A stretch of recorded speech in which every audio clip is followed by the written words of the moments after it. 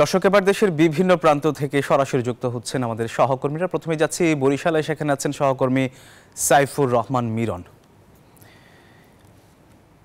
মিরন সকাল থেকেই তথ্য জানাচ্ছিলেন, এরই মধ্যে বরিশাল 10 নম্বর মহাবিপদ সংকেতের আওতায় রয়েছে। সব মিলিয়ে এখনকার পরিস্থিতি কি দেখছেন জানাবেন আমাদের।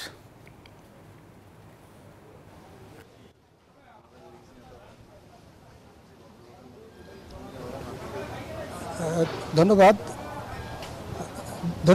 যেমনটা আপনারা বলেছেন, যেমন আমরা একটু আগে আবহাওয়া অফিস থেকেও যে তথ্য জানছিলাম, একই খবর আমি জানাবার জন্য বরিশালে আছি। আপনি জানেন যে ইতিমধ্যে পায়রা সমুদ্র বন্দরের মধ্যে 10 নম্বর মহাবিপদ সংকেত জারি করা হয়েছে। পায়রা এবং মোংলা সমুদ্র বন্দরের 10 নম্বর মহাবিপদ সংকেত ঘোষণা করা হয়েছে। এবং আপনাকে জানিয়ে রাখি যে পায়রা সমুদ্র বন্দর থেকে এখন কিন্তু ঘূর্ণিঝড়টি দক্ষিণে 295 কিলোমিটার দক্ষিণে অবস্থান করছে এবং ঘূর্ণিঝড়টি ক্রমেই তার শক্তি সঞ্চয় করে উপকূলের দিকে ধেয়ে আসছে এবং কেন্দ্রে তার যে বাতাসের গতিবেগ সেটি 64-68 থেকে 92 কিলোমিটার পর্যন্ত বেগে সেটি আপনার প্রবাহিত হচ্ছে এবং আস্তে আস্তে সেটি আরও বেশি প্রবাহ ধারণ করে উপকূলের দিকে ধেয়ে আসছে।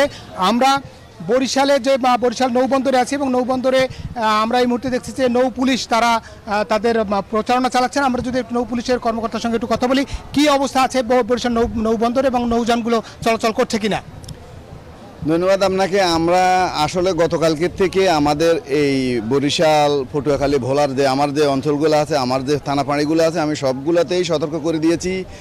নৌ সংকেতগুলো আমরা ফলো করার জন্য সবাইকে বলতেছি, মাইকিং করতেছি গতকাল থেকেই।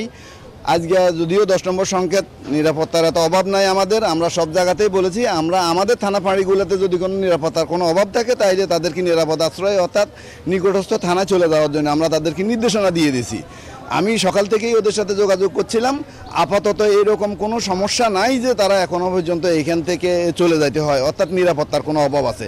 তো এই ছিল এই মুহূর্তে আমাদের কাছে সংবাদ। আমি সকাল থেকে যে সংবাদগুলো সংগ্রহ করছি, যদি এরকম কোনো কিছু হয় আমরা নিরাপদ আশ্রয়ে থাকবো, আর আমরা সবাইকে সতর্ক করছি এই মুহূর্তে।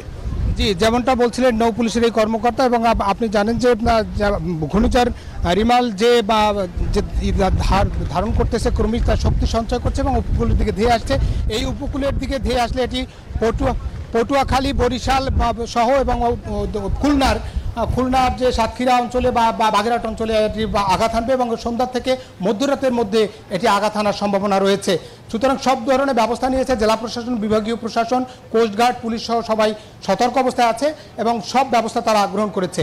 এই ছিল আমার কাছে বরিশাল থেকে রিমালের সর্বশেষ তথ্য। ফিরছি স্টুডিওতে। মিরন, আপনাকে ধন্যবাদ।